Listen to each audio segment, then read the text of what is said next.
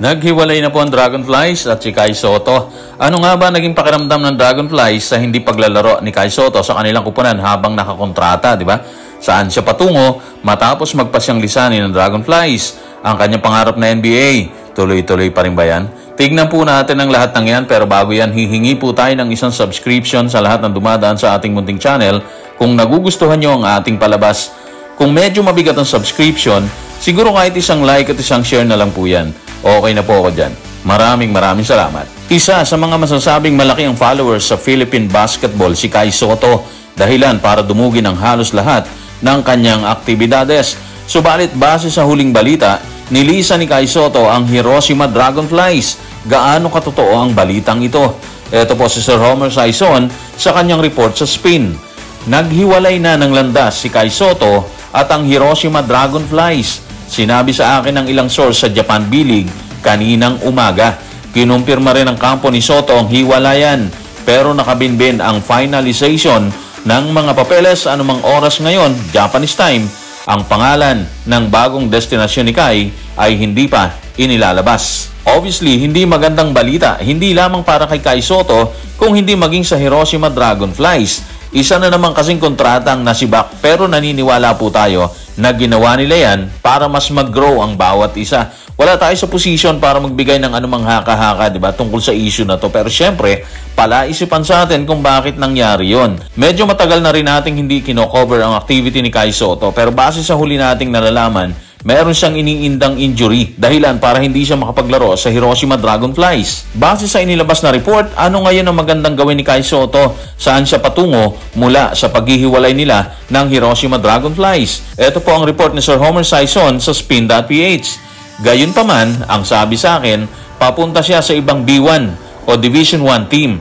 Habang nagpapatuloy ang kanyang basketball journey, naniniwala ang mga representative ni Sotto na ang paglipat sa ibang ball club ay magbibigay ng mas magandang sitwasyon para sa 7'4" Filipino center. Walang choice, sabi nga nila, kung hindi lumipat ng ibang ball club, at base po sa inilabas ng Sir Homer Sison, sa Japan pa rin po siya mamamalagi. Lilipat lang na ibang kupunan, which is sa palagay po natin, mas maganda po yun para manatili siyang active kahit sa training lang kung hindi pa rin siya pwede maglaro. Bunga po yan ang kanyang iniindang injury or yung back injury na nakuha po niya habang nakasalang sa Summer League ng NBA. Ano nga ba ang lagay ng kanyang back injury na tila naging dahilan para hindi siya makapaglaro sa Hiroshima Dragonflies? Ito po ang report ni Sir Homer Sison sa Spin.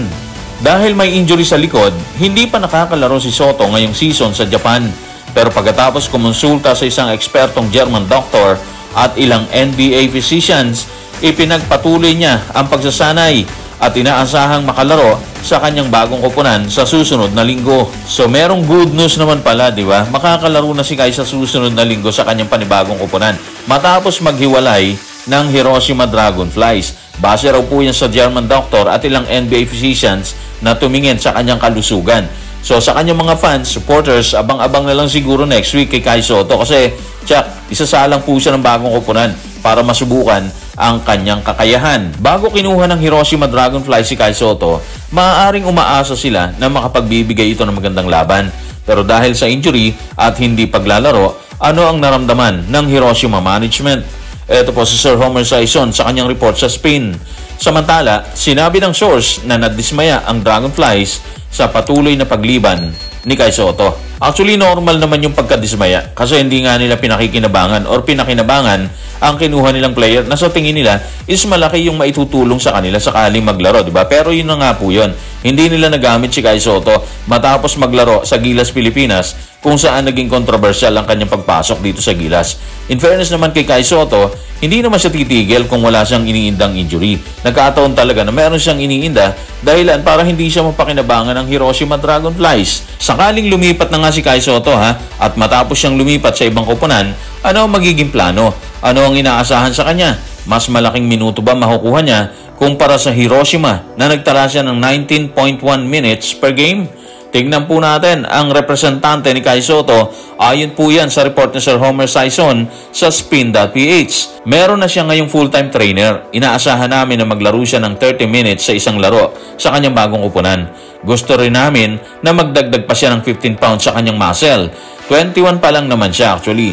Malaki pa rin ang posibilidad na makapasok siya sa NBA. Bago po tayo mag-react, binanggit po sa report ng NBA. Ano ang plano ng grupo ni Kai Sotto sakaling umalis po siya dito sa Japan? Plano pa ba niyang sumabak sa NBA Summer League? Ito po ang report ni Sir Homer Sison sa Spain. Sa sandaling umalis siya sa Japan, pupunta si Kai Sotto sa US para magsanay pa. Ang goal ay makapasok sa ilang NBA minicamp at makakuha ng isa pang stint sa NBA Summer League sa Las Vegas. So yun ang plano ni Kai or ng kampo ni Kai Sotto, ang muling sumabak sa NBA Summer League para subukan ulit yung kanyang kakayahan na makapasok sa NBA na nagiging mailap sa kanya sa ilang taon na rin niyang paghahangad na mabuksan ang pinto at maitala ang kasaysayang siya ang pinakaunang Pilipinong player na makapasok sa NBA. Kung kailan mangyayari ang lahat ng yan, hindi natin alam. Pero isa ang sigurado, hindi tumitigil ang kampo ni Kai Sotto para matupad ang pangarap, hindi lang ni Kai kundi maging ng ating mga kababayan. So guys, maraming salamat.